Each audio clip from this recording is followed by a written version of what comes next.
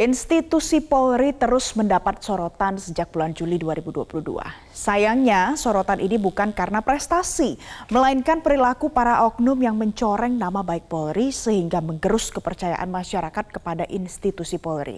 Kita akan ulas apa saja yang kemudian didapati oleh Polri, terutama dari arahan Presiden Joko Widodo. Kita lihat bersama terlebih dahulu.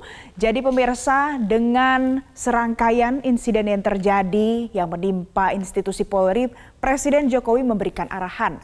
Yang pertama, keluhan masyarakat soal pungutan liar. Ini adalah salah satu sorotan dari Presiden Jokowi yang tentu harus menjadi perhatian. Dan kemudian yang kedua adalah polisi jangan sewenang-wenang.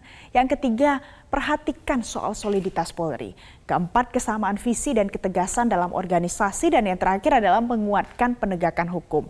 Nah, dari 5 poin ini yang paling terasa bagi kita sebagai masyarakat awam adalah tentunya soal keluhan masyarakat soal pungutan liar.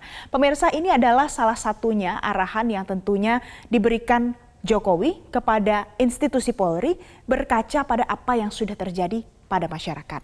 Kemudian bagaimana respon yang disampaikan oleh Kapolri Jenderal Sigit?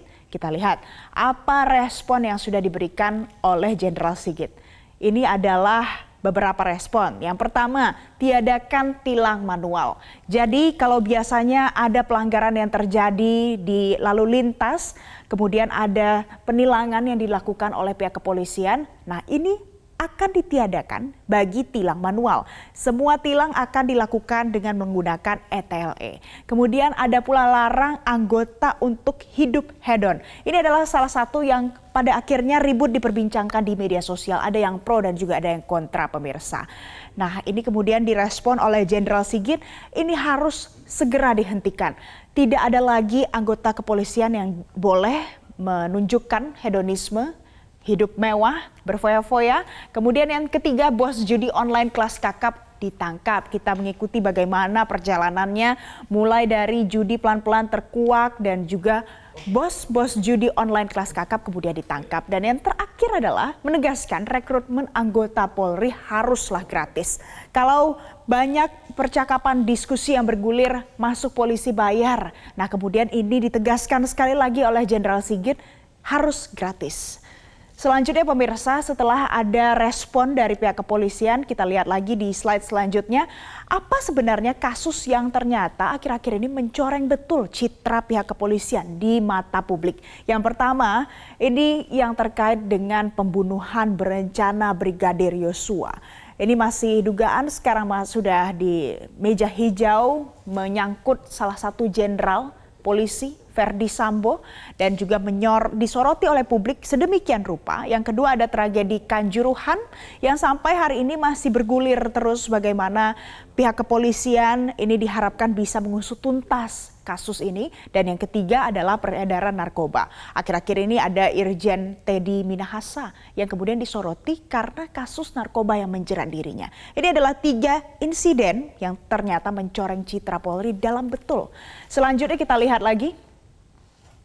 Selanjutnya inilah jenderal polisi yang tadi sempat saya sebutkan, ada Verdi Sambo, kemudian yang kedua ada Hendra Kurnia yang ternyata membantu Verdi Sambo dan sekarang sedang menjalani persidangan obstruction of justice. Dan yang ketiga adalah Irjen Teddy Minahasa.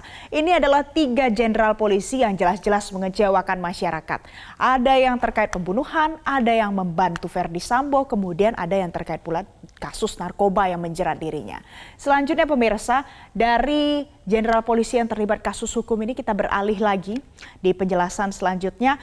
Bagaimana dengan tanggapan para mantan Kapolri? Nah, ini juga menjadi salah satu yang luar biasa. Ada fenomena baru, 7 mantan Kapolri akhirnya turun gunung, memberikan tanggapan, memberikan kritik dan masukan karena merasa prihatin dengan situasi Polri saat ini. Nah, dari purnawirawan jenderal yang mendatangi Kapolri ada 7 orang jumlahnya di akhir Oktober ini, ada beberapa poin yang disampaikan. Yang pertama, memberikan dukungan moral untuk Jenderal Listio Sigit. Memang ini merupakan cobaan bagi Polri dan Dai Bahtiar juga sempat menyatakan memberikan dukungan dan juga simpati supaya Listio Sigit bisa menghadapi masalah-masalah yang ternyata datang beruntun ke institusi Polri. Kemudian dinilai ini adalah bentuk kesulitan internal Polri dan juga harus menunjukkan Kapolri sudah on the track. Sudah on the track terkait tentu dengan arahan dari Presiden Joko Widodo menjadi institusi Polri yang memang sesuai dengan apa yang diharapkan masyarakat. Nah pemirsa, memang kinerja dari Polri ini jadi sorotan akhir-akhir ini. Dan Polri juga menunjukkan ada niatan untuk berbenah diri.